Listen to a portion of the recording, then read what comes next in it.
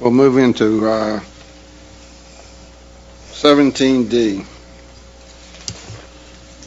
When any council member wants to make a presentation, I think it's only right that the other council members are giving material as to what is going to be presented so that we can have some idea as to be prepared for a presentation. I think it's wrong. I think when you make a presentation and you want to keep it a secret and tell city staff not to tell anybody, I think you're putting staff in a very, very delicate situation. I think in the future, if somebody wants to make a presentation, a visual presentation, and they want it presented by staff, that the council should be prepared for, have the necessary material in front so they'll know what's going on, and never tell staff to keep secrets from the other council members. Mr. Legg? Yeah, I agree with that. I mean, it's just we're all here trying to do the same job, and by not being notified or know what's going on or what's happening, everybody's caught off guard should that ever occur. And it's just a good rule of thumb to have everybody included in the thoughts and processes. Of course, some people might disagree, no question about that, but it doesn't stop you from giving the presentation regardless. But just so we all know, we're all on the same playing field per se. Mayor? Also, it's my understanding by ordinance, if something is added to the agenda, it has to be put on the agenda by two people. That even presentations are approved on the agenda. So doing surprise presentations for impact is really against the city ordinance. My concern is if we're going by Robert's Rules of Order and we're doing debatability, and generally that's what we're doing when the issue comes up. We're debating, and you can take pros and cons. Well, if someone, I guess, has already taken the liberty to engage the staff in whatever their particular issue is, it does not give whatever the adverse or pro consideration. That was just my concern, and I get kind of confused whether we're using Robert's Rules of Order or we're not. I know that at one time we talked about the debatability and the timeline that we would use, and we go beyond that always, including myself. So I'm not, saying any one of the other. I just don't know how we are going to, or if we are going to, as a group,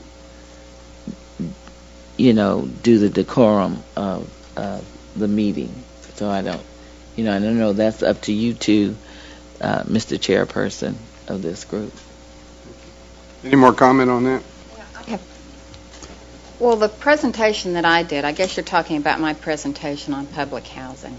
No, because I was able to debate I think differently. So, and someone called me and asked me why I voted the way I did. So that was fine.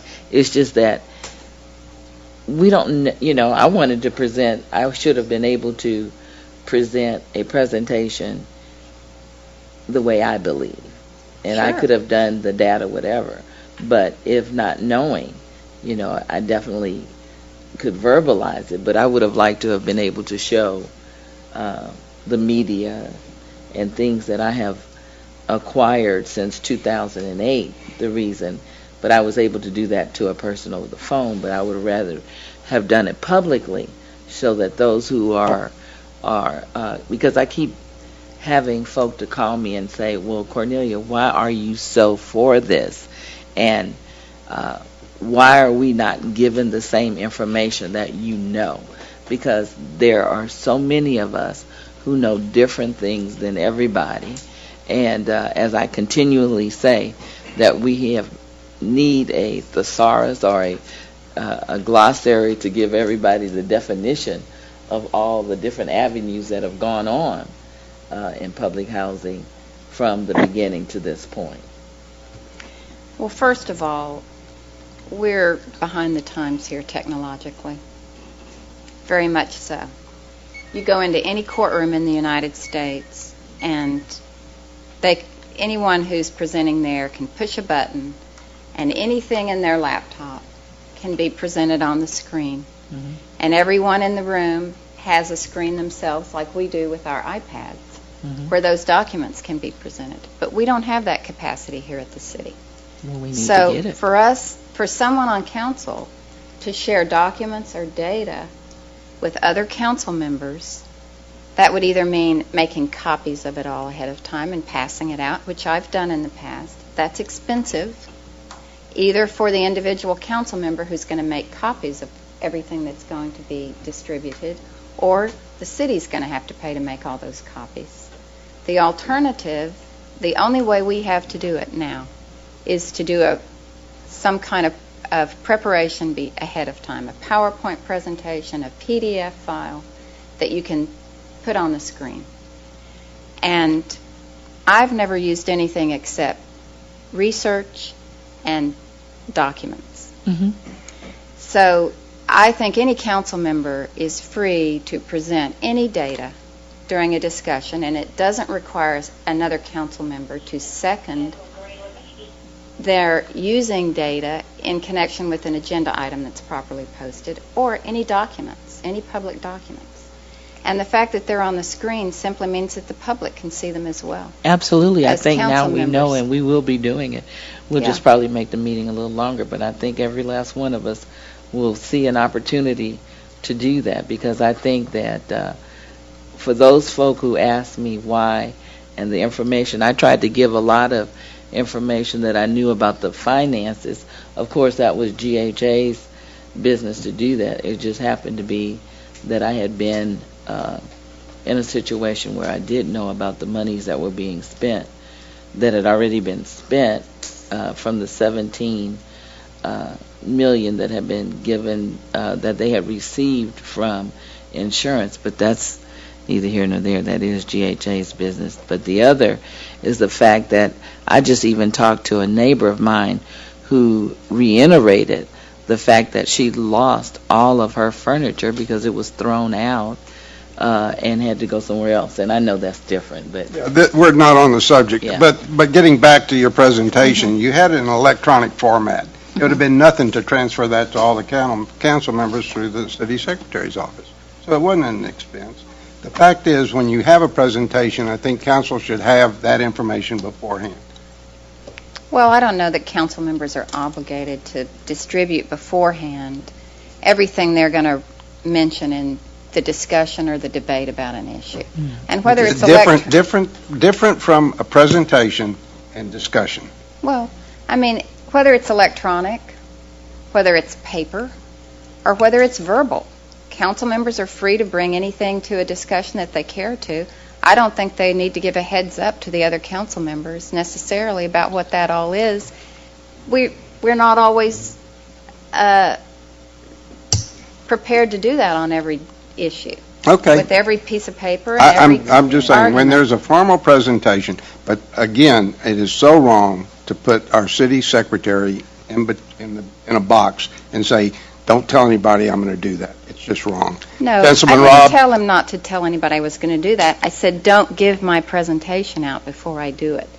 I don't want the presentation to become publicly available before I make my presentation. Now, I do think it's important that any presentation, any documents that are made available here, whether it's copies or electronic presentations, that those should be available to the public after they are made. If you would prefer a written copy, if I make a presentation electronically, I'll distribute a written copy to you at the same time that I make the presentation. To all members. Sure. Ms. Robb? Well, I just had a question of Dottie, and because city staff was involved and city staff was instructed not to let anyone know a presentation was happening, is that acceptable behavior for council? And you can wait to answer that in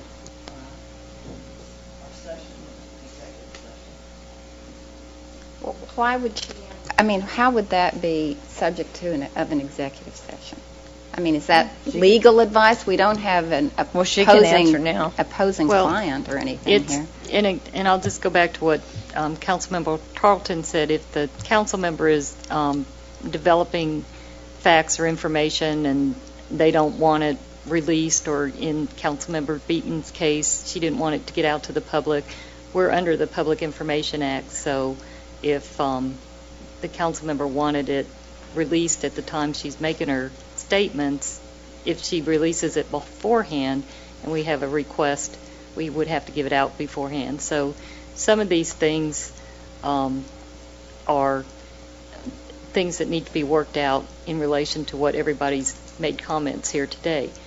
But you can also put it in your rules of procedure, and so if it's in your rules of procedure in your city ordinance, then you would all, by the majority vote, have to do what your ordinance said.